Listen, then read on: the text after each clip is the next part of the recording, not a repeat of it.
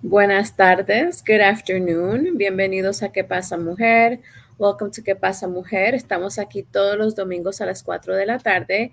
We're here every Sunday afternoon at 4 o'clock Eastern Standard Time. Y estamos hora de Nueva York, por si nos están viendo en otros países. Pero estamos aquí hoy muy contentas porque estamos celebrando el mes de la herencia hispana que empieza hoy todos los años,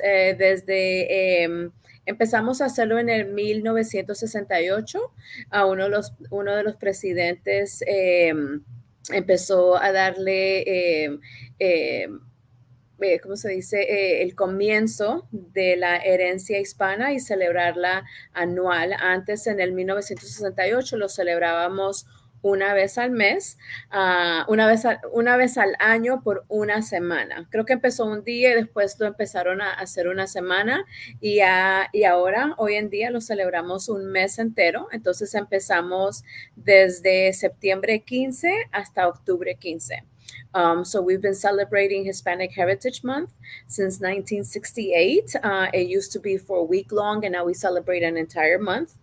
We have much to celebrate. Of course, we have evolved and we have grown. Entonces, today is the first day of Hispanic Heritage Month that we celebrate here in the United States. Hoy es el primer día, entonces por eso estamos muy contentos. We're super excited because we're going to be sharing a lot of information with you all about Hispanic Heritage Month. So we're going to go ahead and bring Nicte on and Maddie on as well so we can get our conversations going. Nicte, Maddie, ¿cómo ¡Feliz están? día! Hola, hola. Feliz Día de la Herencia Hispana. ¡Feliz Yes, día! es algo, tenemos mucho por qué celebrar. Empezando porque ustedes ya saben que nosotros contribuimos el 3.2 trillones de dólares a la economía. Bueno, eso es lo que sabemos, ¿no? Los 3.2, pero yo me imagino que está un poquito más de eso. Y cada mes, cada semana va subiendo esa cantidad, entonces nos sentimos muy orgullosas. Ustedes deberían sentir muy orgullosos de que ustedes contribuyen a esa cantidad de dinero. Entonces es mucho, mucho, mucho orgullo poder decir esa cantidad de 3.2 trillones de dólares. Entonces hoy es el primer día, estamos celebrando la herencia hispana. Mari, dime cómo te sientes de eso, de ser una mujer latina empoderada aquí en Estados Unidos. Always, siempre, siempre muy orgullosa. Always very proud of my Latin roots, of my Hispanic roots, and where I come from. Fue algo que siempre celebramos en mi familia, el orgullo de ser dominicanos. I grew up in New York, as you guys know. My family, it's in Washington Heights, which is like literally named Little Dominican Republic. So that was always very huge and very celebrated within our family. So I'm just proud of that. And I hope that we've been able to pass down to my children so that they can celebrate with their children. And hopefully a little bit of all this pride and everything that we feel for coming from where we come from rubs off on them. So. Mm-hmm. What about you, Nicte? So many emotions. Orgullo, mucho orgullo. I love that I feel a través de los años, the more that the years go by, I feel like I can truly celebrate my culture and identity and not have to hide it. De poder celebrar quién soy, de dónde vengo, mis multiculturas, y no sentir que tengo que esconderlo por lo que diga la otra gente. O sea, es bello ver a países, nuestros países hermanos de diferentes partes celebrando cada quien, pero unidos. So to me, I love that. I really, truly love that. And for me, one of the things that I started saying is that I start saying el mes de la herencia hispana y latina, so Hispanic and Latin heritage, because I know when we talk about Hispanic, the term is Spanish speaking, but it often doesn't include our Portuguese speaking countries that are still part of our community. When we say Latin, that includes Latin America and it includes Brazil especially. So I tend to use both because I think we should all be included. And I'm just thrilled. I love, love, love celebrating our cultura 24/7, all around the year. But it's nice to have this month dedicated where we can come together and celebrate. How Yeah, and about I think you, Viviana? yeah, I think it's awesome. Like I tell people all the time, like I share your story because you're such a mixture of so many things. And I think eventually our world will be that, right? Just a mix of everything. And it's not going to be like, oh, I'm just Colombian. Like it's going to be rare to hear that because we're going to continue to mix ourselves within our own culture of, Latin America or not. But I just think it's amazing to embrace the different cultures. I feel extremely proud to say that I'm Colombian. Not that my parents are Colombian, but I was born in Colombia. So I have no fear, no shame to say any of those things. And then I love the fact that I've done a good job with my own children to make sure that they continue to embrace my culture as well. So I love it. I just think, and that's why I love to say the $3.2 trillion because I still I say it and I'm filled with excitement, and the excitement hasn't left, and I've been saying it for a long time. And I'm telling you, every meeting I go to, I mention it. And it's just everybody's like, oh wow, like they didn't realize that it was so much Latinos and non-Latinos. So I just love it. I'm excited. I wish that we had more than 1 month to celebrate it because there's so much to say. But like Nick said, we have the opportunity to celebrate all the time, really, if we wanted to. It's just extra celebration and extra emphasis during September 15th through October the 15th. But I just love it. I recently went to Nick has shared a couple of years with me. Some graphics from Hispanic Star. So I believe like every year they do something, and I'm sure they do ongoing, celebrations for Hispanic heritage. But we're going to go ahead and show some graphics that they always publish every year. And I just love that they, the way that they kind of like show everything. Because first of all, I like colors. So I really like this one. So one of the things that stood out for me here is the graphic that's with the orange background, right? So it says Un Verano Sin Ti became the first ever album of the year nomination for an all Spanish album in the Grammys. So it was like the first year to do that, right?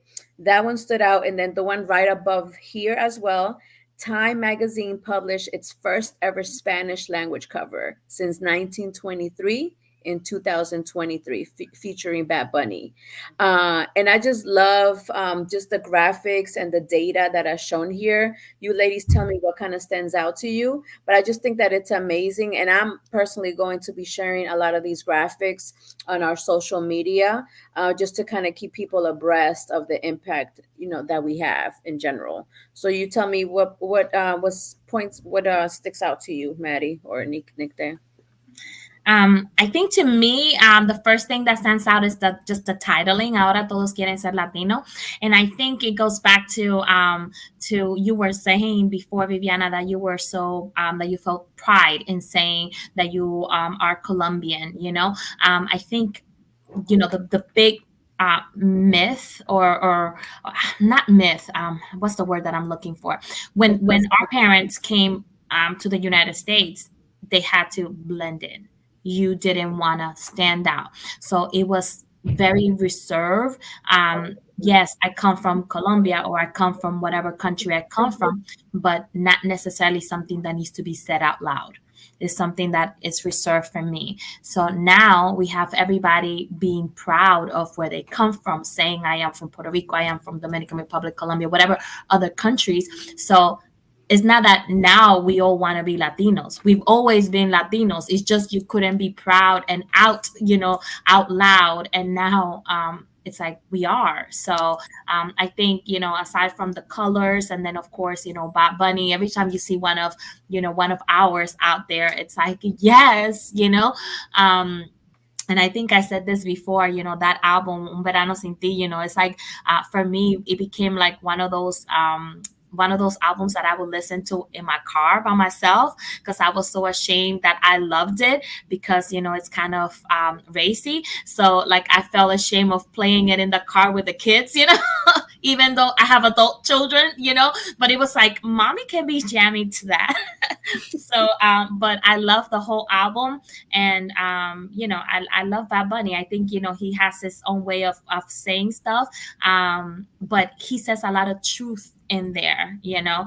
There's one particular song, if I may add, I'm not even going to say the name of it, but it's a very nasty name. However, it's a location in Puerto Rico that's named that. And when he talks about that particular place, he's making a political stand. Like, you hear it for the first time, and if you don't know the back history on it, you're like, oh my God, how dare you say those words out loud? And then you do your research, and it's like, oh my God, look at what he's saying. So I think, like, that taught me, to look beyond what we first initially hear or we first initially see. But yeah, definitely, Ahora Todos Quieren Ser Latinos, it was the first thing that jumped at me. What about you, Nick? There, what do you think? So for me, I think it's the fact that more people are embracing. So I see it on the positive side that everyone, for me, was a very top left one where it says everyone's listening to not Latin music, where it's a lot more popular.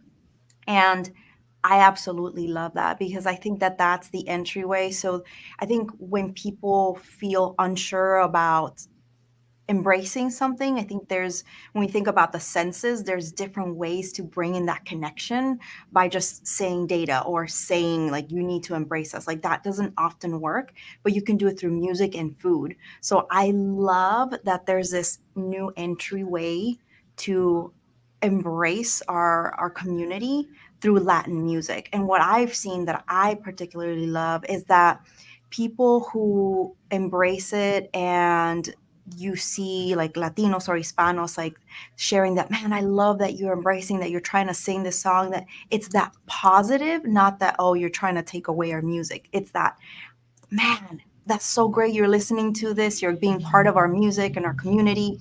That to me, I think, is where you start to see the change, that instead of saying, oh, well, you didn't welcome us, like taking the negative part, people are starting to be like, hey, this is really great.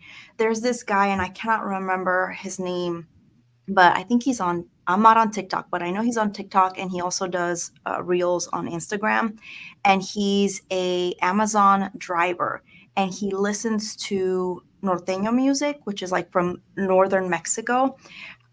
That's not my particular type of music, but I love listening to it and seeing how he just dances it, and he's learned Spanish. His wife is Mexican American. And so you'll see him as he's doing deliveries, he'll be like, oh, and you hear this beat and it plays like some norteño song, and he starts to sing it and dance to it.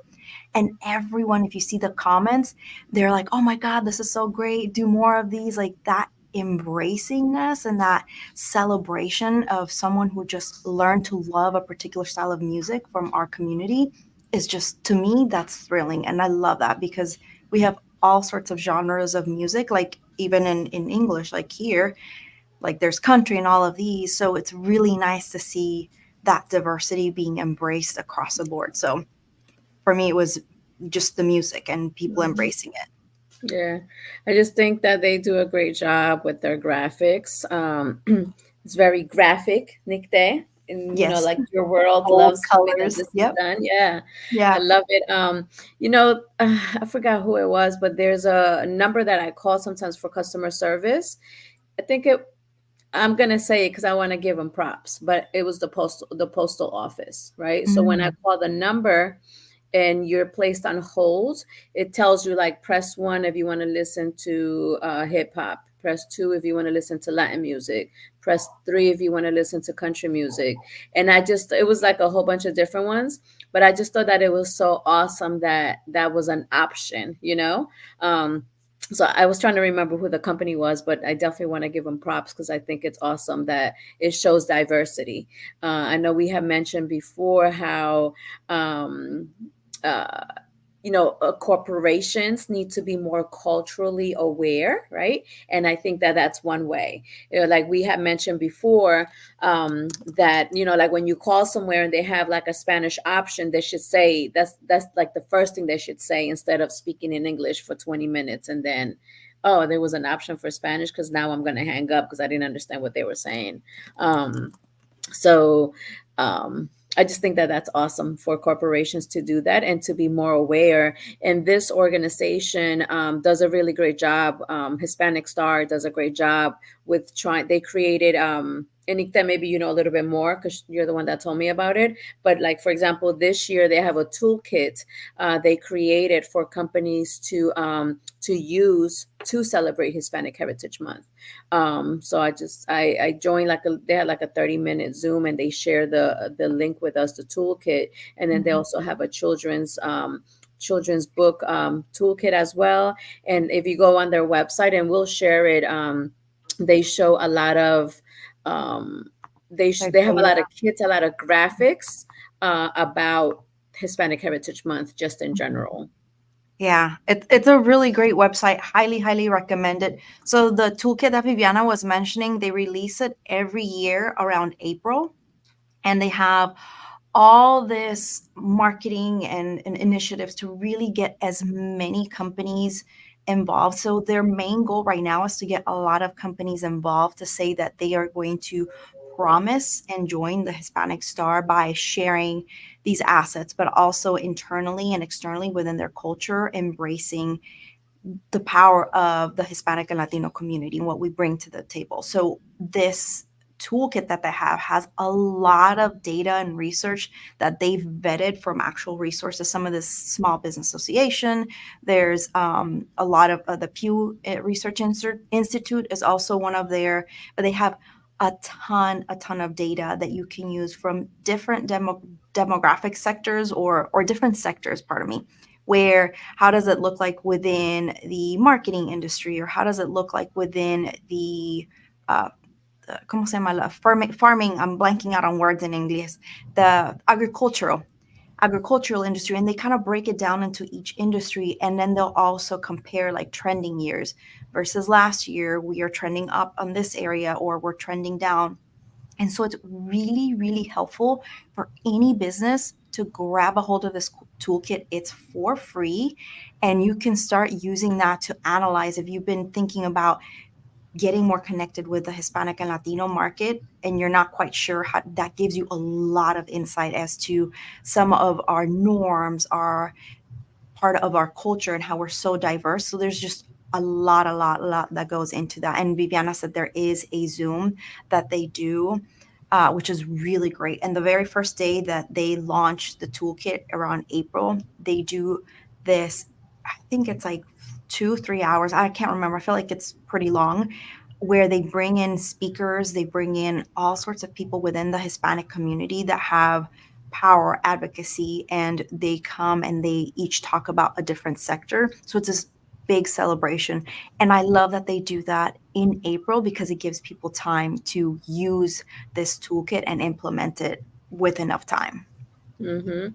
Yeah, they even have a day by day suggested post starting from today, from September 15th. So they start off with like music and what hashtags you should use on your post and everything. And their main thing too is also to to promote that Hispanic Star kind of gave us access to this. But the toolkit itself just has massive amount of information. When it comes to like demographics on women, people that are going through higher education, the diversity, equity, inclusion. They have a toolkit just for that. Just the elderlies, the elderlies that are Hispanic, Latino background, people in the military, nurses, the health field, just an array of information. So like the toolkit itself is about I forgot, it's very long. It's, I think it was like over 100 pages, but within the toolkit itself, there's hyperlinks to other documents. So you could get very detailed about the information. So like Maddie, for your financial world, you can pull up like financial statistics and with that toolkit. Nick, there with you in the world of entrepreneurship or graphic design or women or your generation. There's just massive amount of information. And what I have noticed, for different cities are different, right? Different regions are different, and everybody within the United States is celebrating Hispanic Heritage Month in a different way. Some people don't even celebrate them because they just don't have the population, or nobody's really taking the initiative to celebrate the Hispanic Heritage Month. For example, where I'm located, we have an area where there is just it's just massive, and they're doing something all the time. And then we have like a town right next to it that may not have a lot of activity because there's not a lot of Latinos there. And of course, I would say majority of the people think, Latino, we think of like Mexican, but I think people are starting to really embrace other cultures, and they're aware that there's other countries besides Mexico that speak Spanish. And I went to a really small town a couple of weeks ago in North Carolina, super small town. But when I saw the reviews for the town, they had like a YouTube video, like a visitor's guide or something like that, and they said that they were diverse. So when we first pulled up, I'm like, this does not look diverse, right? But then when you start actually visiting the small town, like you could visit the town in a bike, right? That's how small it is. But they had a Mexican restaurant, they had a Peruvian restaurant, and even within their own like American sandwich restaurant, they sold like Cuban sandwiches. So even within such a small community, they still showed their own diversity. So it made me think that there's no excuse, right? It doesn't matter how small or large the population is in that city, we can still celebrate the heritage, if that makes sense. And I know like it's starting to get cold in some areas of our country, like I'm over here on the East Coast, so we're starting to feel the change. But there's a lot of farmers market because I'm near the beach, and so all of that stuff happens, and you can definitely see the diversity there, and you can see how non-Latinos, Hispanics embrace the culture big time through food, through music. So I don't know if you see anything Hawaii. School us a little bit about Hispanics in Hawaii, or in the air, what you've seen so far, because you haven't been there so long. Yeah, so this is very interesting because I want to make sure I get the name right. But usually, every time we move, I always look to see if there is a Hispanic community that I can get plugged in. And even when we moved from San Antonio to Las Vegas, I was surprised that there was a very big Hispanic community there. I mean, if we think back into the day, our ancestors were living already on that land, but it was really great to see that there was this big Hispanic community. So when we moved here, I was kind of starting to look into, in Hawaii, there's a lot more of a different culture. So I was wondering, are there going to be any Hispanics and Latinos? And I was learning that back, and I'm trying to get the date because I thought it was really interesting.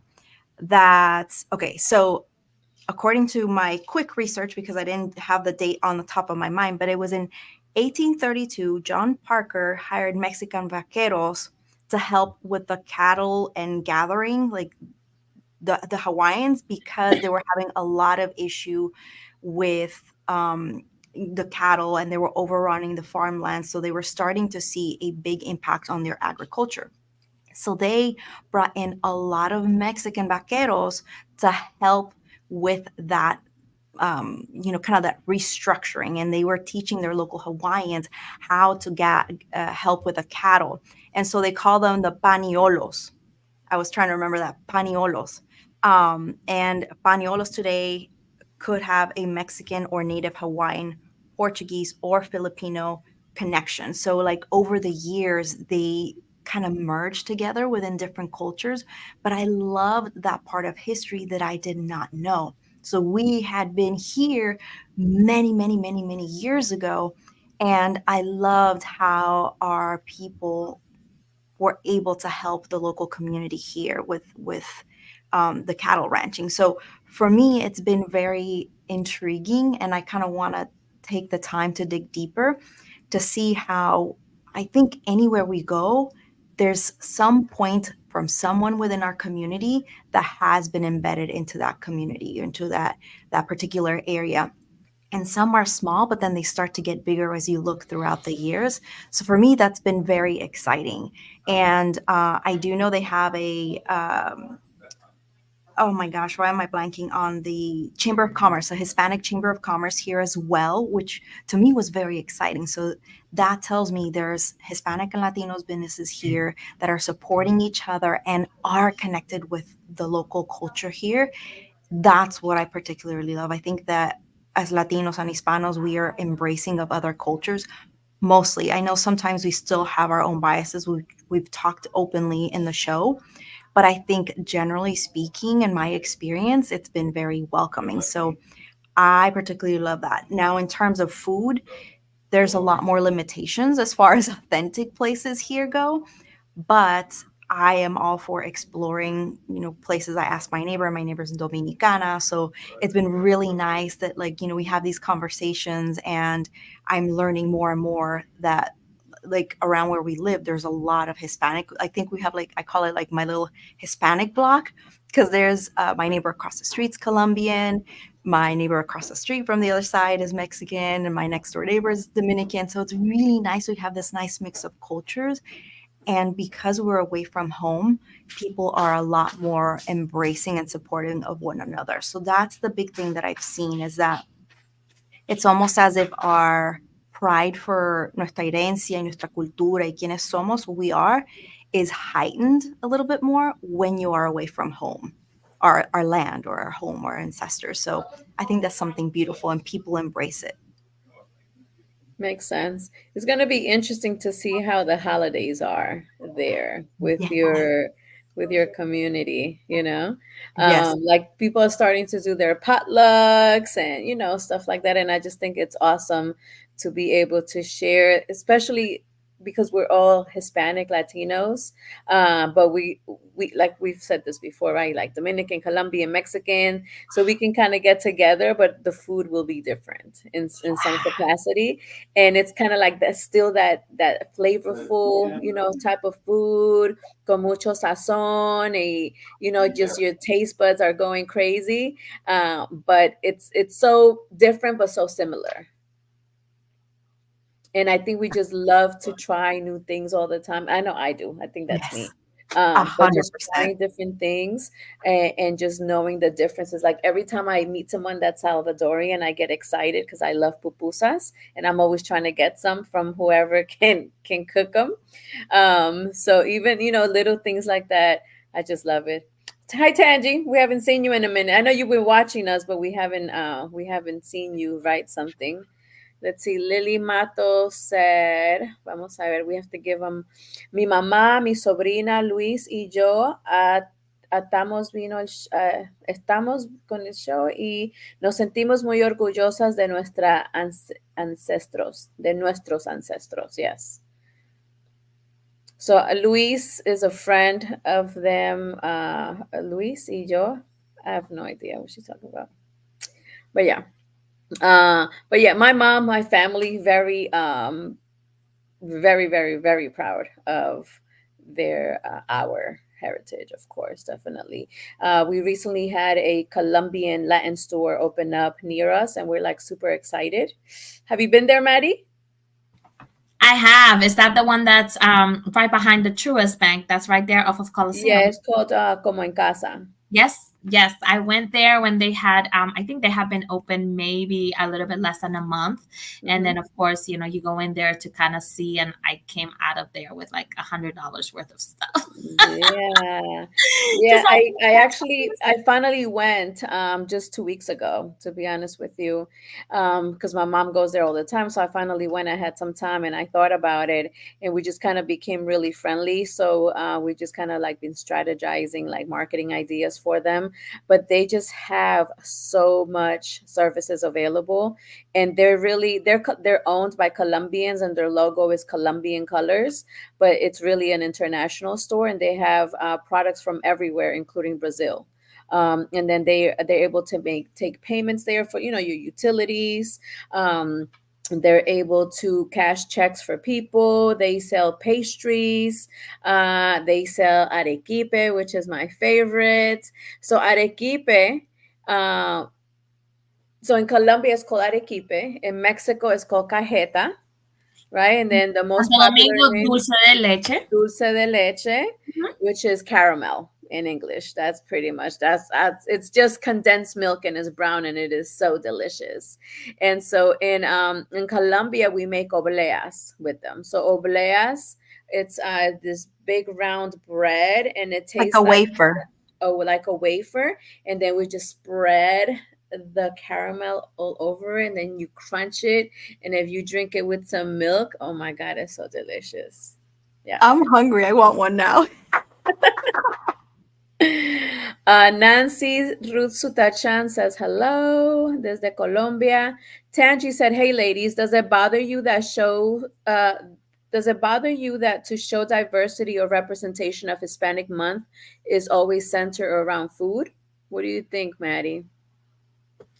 Um, well, definitely I'm the wrong person to ask because I love to cook, and I think it's like I don't know if that's because that's how my mom was. For my mom, food was a love language. So like my mom, when she couldn't like towards the last few years of her life, she was not mobile, so she couldn't go to the store and buy you a gift or do anything like that. But she always ordered groceries, and then she will always ask you to come to her house, and she will cook you dinner. She will make you a big dinner, and my mom was an amazing cook. So for a while, for a long time, always, like, my mom has been like the best cook in her family. So whenever my mom said that she was going to cook, everybody was like, yes, she's cooking. So we always celebrated with food. And I think, with me, it has been the same thing. Like, my husband is a big eater, he loves to eat. So every time we get together, it's like I have to cook. And it's like my sister-in-law's like, okay, make a salad. And I'm like, I show up with 5 different salads, because that's just me. You can make a dessert, and I make 5 different desserts. Again, that's just me, because I start cooking, and then well, let me make this and let me make that. So I think I'm not offended by it. I love food, and I think we all, just like you mentioned, Viviana, we have, again, we talk about how different we are, but then if we change the names or find the common names, we realize that we all eat the same thing, just in a different name, in a different way. Let me just mention this. I saw a reel the other day of a guy making an Ecuadorian breakfast. And when he was putting it together, I'm like, that's I'm a fungible. Like, what he was making, he was mashing a plantain, and he put pork in it, chicharrón, and then he put white cheese, and then he mashed everything, like, he fried it, and then he mashed it with a pilon, and then he made a ball and put it on a plate. And I'm like, that's a mofongo. The only thing that I didn't see was the garlic, but everything else is what you put on a mofongo and exactly how you make it. But he was from Ecuador, and they make this for breakfast, and he served it, I think, with like a cup of hot chocolate. And I was like, I've seen it in Dominican Republic, I've seen it in Puerto Rico, I've seen it in the Caribbean, but I've never seen it in a South American country. And there you go. So again, I think food is one of those things that we all have in common, and that brings us together instead of like separating us. And this is what we do it here, or how we do it here. So Yeah. What about for you, Nikte? Does that bother you that we talk that Hispanic Heritage Month is such an emphasis on food? Well, I love how, Maddie was putting it. I think that for me, there's 2 ways that I see it. In terms of food, what it means for us in our culture, it's coming together. It's a way for us to connect to our roots and the recipes that our ancestors passed down. So that's where I don't see a problem with that celebration of food, because it does tie into who we are as a community. And it's that coming together, enjoying la comida. Like Maddie was saying too, there's people in our families that love to make all these meals and go all out, because it's that experience of being together. And so I think that is really powerful in that connection point. And for me, what I also think on the outsiders is that what I was mentioning just a few moments ago was that sometimes it's not just our words to embrace us that will bring people to connect with our community. It's through other senses. So it's through our music and food. And so when people are experiencing our food, they're almost more open to want to learn more about us. And so I feel like that opens more opportunities. And so there could be better ways that some companies may market when it comes to Hispanic heritage. If it's a industry that is about textiles or architecture, food may not necessarily be a connection point unless it's an architecture talking about a restaurant that they redesigned for a Hispanic or Latino restaurant. Like it has to be very specific how they make that connection. But I do think that it's a great entry point to get people to embrace us. And the last thing was, Maddie, when you were talking about how there's some foods that are so similar, I think about how that goes a lot to our history and trading routes that we may not have known that existed. And that's how, as you know, our ancestors were traveling across the Americas, they would share their recipes, even share their textiles. So, like, even the huipiles in Mexico, a lot of people think it's, oh, only in Mexico you have huipiles, but you have that in Guatemala, you have that across the Americas as well, and they each take their own meaning to it. So it's kind of like they might have seen a recipe from someone else that was shared with them, and then they modified it to fit their own, and that's kind of what was passed down. But I absolutely love, and I think that that's a connection point that I wish we would almost know, oh, this recipe came from when our ancestors traveled here and met this community and they shared the recipes. I mean, I would have loved to learn about that, but I think that that's something that is uh, we don't have proof of it, but there's a lot of things that lead to say that that's something that probably happened. Yeah, that's a good point. I didn't think about it from the marketing perspective. But it's true. It's like, giving somebody bait, right? So let me give you this promotional item, which is the food. And then let me tell you about the music. And then let me tell you about the $3.2 trillion. So, you just kind of gradually add on to it. Like today, I tell women all the time, like, do you know that a manicure and pedicure in Colombia is $6? Like, that's my selling point, to get people to explore Colombia. But yeah, it's true. I think the food, I think just in general, not just our culture, but just food really brings people together. People always gather in the kitchens, it's like you can have this huge dining room, living room, but people tend to gravitate over to the kitchen because that's, it smells good, it tastes good. Even, people that are eating cheese and crackers and salads, it's bringing people together, the food, uh, just, yeah, I totally agree with that. I don't get mad, Tangi, that food is a focus of our heritage because it is. A lot of the times, even during poverty, right? During tough times. And I don't know if I've shared this with you guys, but like even when I lived in Mexico, there was a period of time that my mom was really sick and we were staying with a really humble family. And the only thing that I was eating, from what I remember, was tortillas and rice, and tortillas and frijoles, right? So if I say this out loud, I'm like, I was in poverty, right? But guess what? I wasn't hungry, and then I was in a safe, healthy environment. And to this day, when I go to a Mexican restaurant, I will order tortillas and beans. I'll eat, like, that is my favorite. I love it, and it doesn't remind me of poverty. It just reminds me, like, it's feel Comfort. good. It's comfort food for me when I Yeah. eat tortillas with frijoles, you Yeah. know. So yeah, food definitely brings us together. I remember a couple of years ago, I used to say, like, if you look at pictures, like family pictures, if you look at Latino families, if you look at Caucasian families, Black families, there's always food, there's always some type of drinking taking place, usually, and there's music taking place. So those three things are always part of the dynamics of family, and it just brings people together. When, like, 4th of July, like these cookouts, Thanksgiving is just potlucks. Christmas is just food, is just a thing that brings people together, and it makes us be equal, I guess. It brings equality to us, that we can, like the whole potluck concept. It's people coming together, bringing a little bit of love from their home that they think they do a good job cooking that. and so they want to share it with other people. So I think it's pretty cool. It doesn't bother me at all. It doesn't bother us at all. Um, Tanji said, "Not may just bother because your culture is more than just food. It is. It is so much. Our culture is very rich. And we have everything like the $3.2 trillion.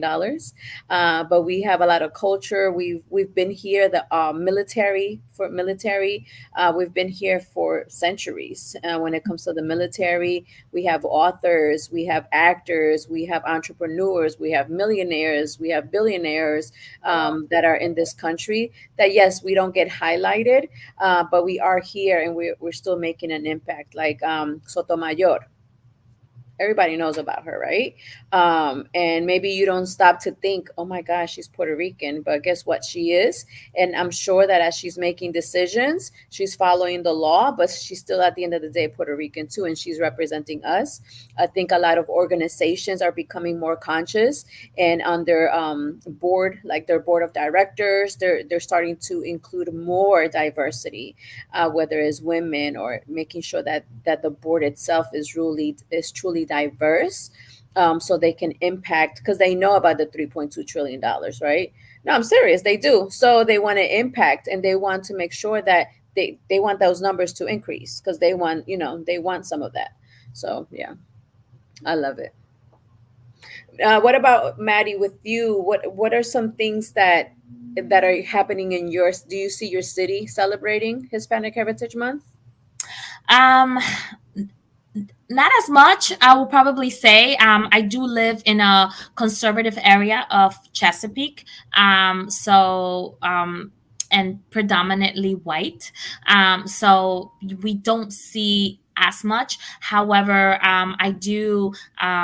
I know, like the local library, we have like one of the big libraries here in Chesapeake is near here. I know that they do have. I had met, like last year, I met somebody that worked at the library for a very long time, and she was of Hispanic descent, and she shared with me that she made it a point to celebrate Hispanic Heritage Month, that she would always dress a certain way during Hispanic Heritage Month and made sure that the kids had access to books that highlighted, the culture. So that was beautiful to hear because you don't hear that, as often, especially coming, from, a Caucasian woman. Because I mean, she has some Hispanic heritage, but she was married to a white guy, and she was a white woman. So it was beautiful to see her embrace it, and not only embrace it but notice it, because sometimes, again, we keep talking, when we go into a new country, we want to blend in, we want to be part of it, we don't want to stand out. But when somebody sees you to the side and not knowing how to integrate you, and they make an effort to again, like you said, food is bait, maybe make you a food that reminds you of home, and that's their way of pulling you in, reeling you in, and kind of opening you up, not only to share your culture but to learn about others culture as well. So I really hope that we do see a lot of it. I know in Virginia Beach area, there's more of a celebration because a lot of the big organizations are in that Virginia Beach area. The South Side is what we call it. So I do know that there's going to be celebrations and things like that. So I'm really looking forward to it, and I hope that, like Tanji said, our cultures are more than food, and we might just use that as an excuse to come together. But then it is up to us to kind of be able to represent and expand on that moment, of that little moment of attention that we get, and introduce not only the food but a lot more of what we are. Yeah, definitely. John Jairo said, es un placer tomar changua en Bogotá, el lugar donde nace este rico platillo. Nikta, you want to tell us what changua is? Yes. So changua is, I think, very delicious. And it is pretty much made with leche, milk, and agua. And then you add some bread and some cilantro. And I think you poach an egg. And Is that how you salt, call it? salt. Sal, sí, So sal. it's like a salty broth. It sounds different. But oh my God, you have to have Maddie try it. It's really good. And you poach an egg. Is that how you call it? Like you Mhm, kind of let the mhm, egg poach in it. mhm. And I think it's an acquired taste, but because I grew up, my mom used to make that for us. It brings me back like that. Oh, like it's that comfort food, like you were talking about. And I think it's very delicious. It's easy to make, and it's kind of one of those nice, very light, like breakfast foods. I think Mhm. sometimes you could even have it in the afternoon or You can evening. have I it don't know. anytime. Yeah, I You think know, You I can I have had it it. anytime. I saw the other day, and I know you lived in Venezuela too, Nick. Day, um, it was very popular because it was everywhere online, and it was the spaghetti milkshake, el jugo de spaghetti. Have you seen that? That's a Venezuelan drink. So it's literally boiled spaghetti, and you blend it with milk, condensed milk, and I don't know what else, and you make a milkshake out of it. But it's jugo de spaghetti. I was like, what What? in the world? When did this must have been a thing after I left, and After you left. I no. Yes, I'm gonna share the video, but yeah, and supposedly it's delicious. And my husband said that he has heard of it, because they actually make it for like the young athletes to help them gain weight. Mm. So Well, anything with condensed milk is good. But I never heard of that. It must be a TikTok trend, maybe. I yeah, no, I Or just sometimes it's regional. Sometimes things are regional, and you might not.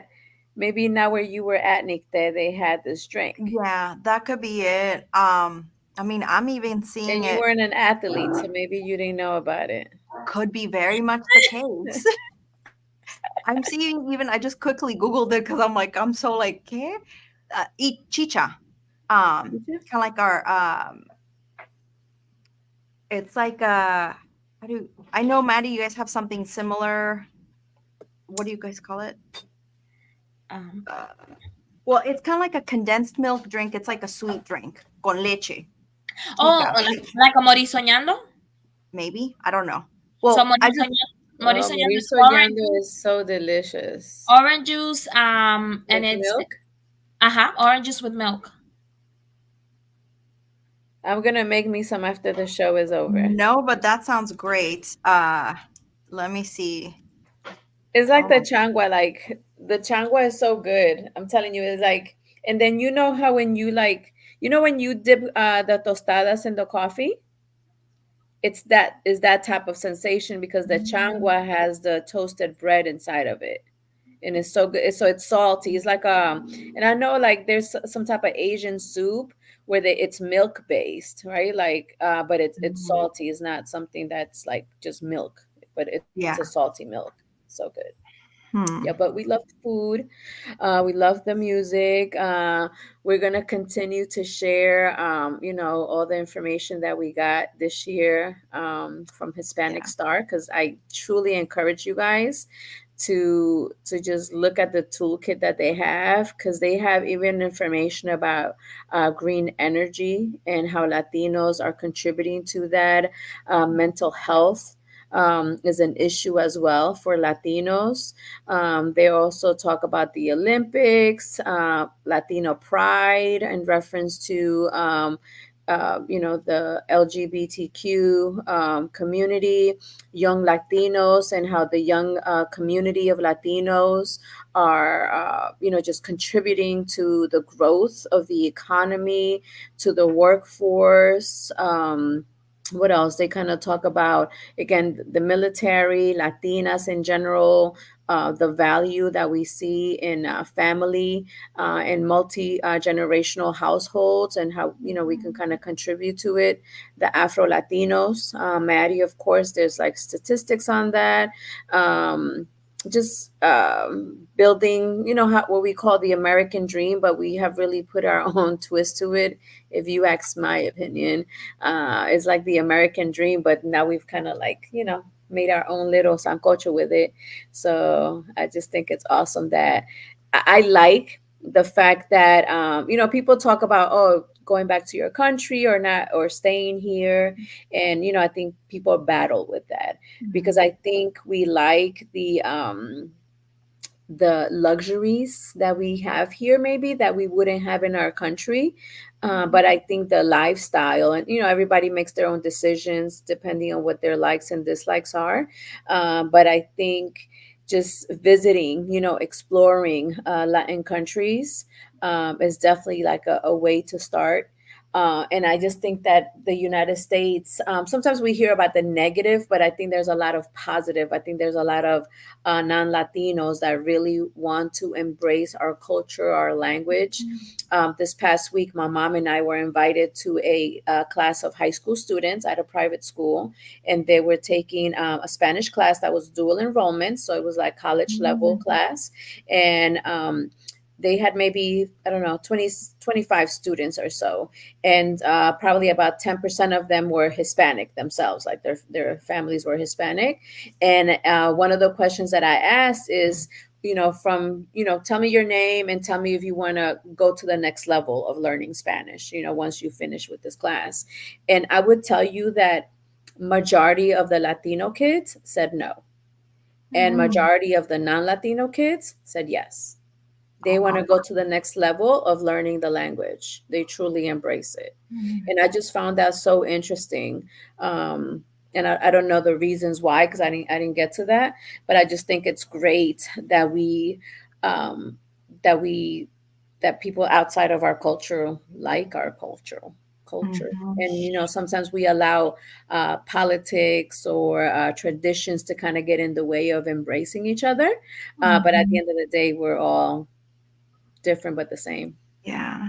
I want to add one quick point, Viviana, that you made about some children not wanting to embrace Spanish, or they're kind of Mhm. wanting to take a different route. I think that it may have something to do with how the family approaches it. So I've encountered this, that sometimes there's shaming for not teaching your children fast enough, or for them grasping Spanish fast enough, right? So if someone's trying to do their best and trying to teach them, and they're not in an environment where they're constantly practicing, not just at home but in school, some children may not grasp it as quick. But then you have family members saying, "I why don't they know Spanish?" Or, "Well, you're forgetting your culture." So there's this shaming that's being put on by some families, that can, instead of making these children want to embrace that, or young adults, they pushback. It's kind of like you're just like, no. Then, so instead of embracing that, hey, that's great that you're learning, keep trying, being the positive side, there's that negative, like, you're going to forget about your culture. You're going to, so, because I've heard it and I've seen it happen across with other families too. So I think sometimes that does influence some people to not want to go down that route, because they have this negative association towards learning a language or towards their own culture. So I think it's also up to us to try and catch ourselves to not do that, and encourage every step and every growth. That even kind of it segments a little bit, but, and I know we are out of time, but the whole idea how for the longest time the native Spanish speakers would shame the non-native Spanish speakers who were of Latino and Hispanic descent, and because you didn't speak Spanish, you weren't Latino enough, which I think that that's not true at all. But there was that whole point where we as a community were not together, and I think we're starting to come together from that. Yeah, that's very, very true. And we'll continue to have this conversation, because we have the whole month to talk about it. But Maddie, before you start with your poem, I wanted you to tell us a little bit about the gold medal. Oh, well, let me piggyback on what Nick there was saying. Like, as Hispanic, we always tend to turn our negatives into positives. Like, if you look at our history from the beginnings, and a term that became very popular, and I think we have mentioned it here in the show before, is the no sabo kids. And again, those are There's children a that are. game called No Sabo. You know that, a board game? Oh, I didn't know that. Mhm. So again, children that no, don't necessarily dominate the Spanish language, but they do consider themselves, I mean, they are Hispanic, so they became the no sabo kid. So now it's like, yep, I'm a no sabo kid. And like, even I joke around with my daughter, and my daughter says it all the time, my daughter's gonna be a no sabo kid, so yeah, the gold medals. So I was just chatting with our producer in the background, and we were talking about how the Dominican Republic won their first gold medal by a woman, because we have won a gold medal before in track and field. But Mariledis Paulino, she is our track and field star, and she won a gold medal at the Olympics this past summer, and we're very proud of that.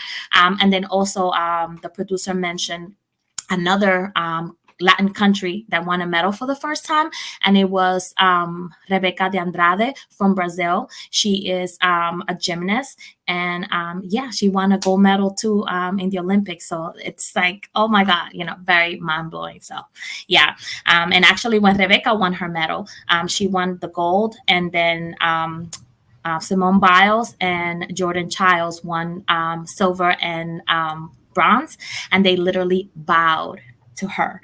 So it became this iconic picture of, the stage with the three places. There were three Black women, and, the Latina was in the middle. So, yes, very proud moment. Very good, yeah.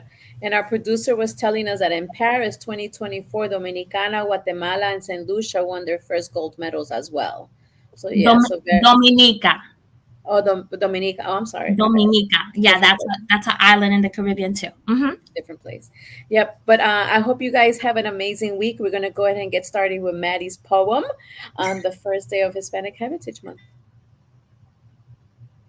Okay, so I'm gonna I share with the team. So for the next couple of weeks, I want to share poems by other Hispanic poets.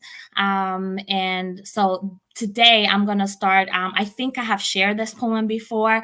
I don't know if I have. If I have, I'm sorry. If I haven't, I hope you enjoy it. But it's by my favorite poet. Her name is Elizabeth Acevedo, and again, she's Dominican American. And when I hear her story, I can totally identify with her story and with everything that she stands for. So I always say she wrote the poems that I should have written, but she wrote them first. So this is my favorite poem of hers. And I do have to say that I actually opened a show for her, and I got to watch her live. And it was so funny because she said that she had never been in a place where people were mouthing the words to her poem back to her. And of course, that was me sitting on the front row. So Liz, if you get to watch this is for you. So Afro Latina, camina conmigo, salsa swagger anywhere she goes, como la negra tiene tumbao, azúcar, dance to the rhythm, beat the drums of my skin, Afro descendants, the rhythms within the first language I spoke was Spanish. Learn from lullabies whisper in my ear. My parents' tongue was a gift which I quickly forgot after realizing my peers did not understand it. They did not understand me, so I rejected habichuela and mango, much preferring Happy Meals and Big Macs. Straightening my hair in imitation of Barbie, I was embarrassed by my grandmother's colorful skirts and my mother a broky English. So I made fun of her myself, hoping to lessen the humiliation, proud to call myself an American, a citizen of this nation. I hated caramel colored skin. Curse God, I've been born the color of cinnamon. How quickly we forget where we come from. So remind me that I come from the Taínos del Río, the Aztecs, the Mayans, los Incas, los españoles con sus fincas buscando oro, y de Yoruba africanos que con sus manos build the mundo nunca imaginado. I know I come from stolen gold, from cocoa, from sugarcane, the children of slaves and slave masters, a beautifully tragic mixture, a sancocho of a race history. And my memories can't seem to explain the thought of lost lives and indigenous rape, a bittersweet bitterness, a feeling innate. The soul of my people, past, present, fate. Our stories cannot be checked into boxes. It's in the forgotten, in the undocumented, on the passed down of a spoonful of arroz con dulce, la abuela's knee, to the way our hips skip to the beat of cumbia, merengue, y salsa. It's in the bending and blending of back backbones. We are deformed and reformed beings. It's in the sway of our songs, in the landscapes of our skirts, in the azúcar beneath our tongues. We are the unforeseen children, born out of cultural wedlock. Hair too kinky for Spain, yet too wavy for dreadlocks. Yet our palms tell the cuentos of many tierras. Read our light lines. We are intertwined of moonbeams and starshine. We are every ocean cross. No star navigates our waters. Our bodies have been bridges. We are the sons and daughters, el destino de mi gente. Black, brown, beautiful. Viviremos para siempre. Afro-Latina hasta la muerte. I love it. Thank you. And of course, always aligned with our topic. I love Thank it. you, Maddie. Thank you, I Maddie. love it. No, thank you, Liz. Thank you, Liz Acevedo. Thank you for your beautiful words and for representing us so beautifully. Thank you. Thank Yes, you, thank you. Maddie, for delivering, and thank you, Liz. I love it. Yeah, thank you. Well, continue to enjoy Hispanic Heritage Month, and then we will see you guys next Sunday at 4 o'clock Eastern Standard Time. Buenas tardes y que tengan una semana excelente. Ciao. Whether you're a seasoned designer, dabbler, or just starting out, this course is for you.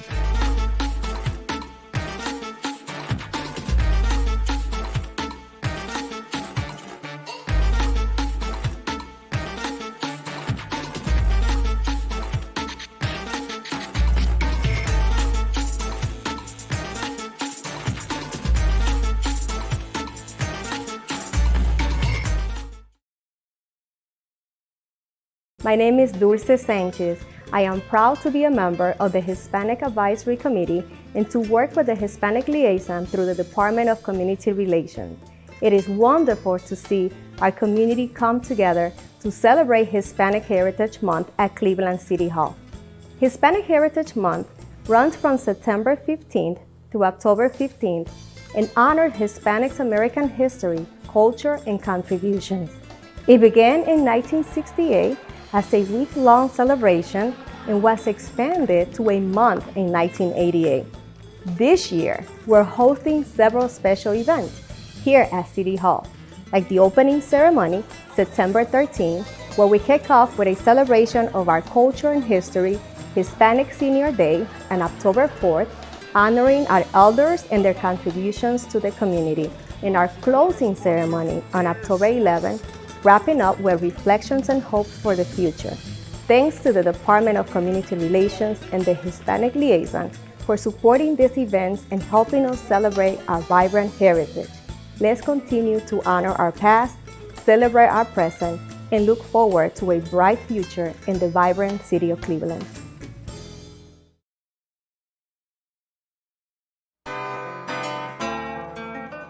Are just so impressed with them. Like I said, we've been with them for years. I will recommend and refer anyone to them. We stand by A+ academics. They're the best. A+ tutorial really did help me with all my grades. They all went up when I came to this place. And I would say I recommend this school to everyone. So it's a really good environment to be in, especially for me because it makes me look up to my parents. If you have students that need academic help, A+ Academics is the place to be. A+ Academics, what a great place to go for academics. It's just a really great place to learn.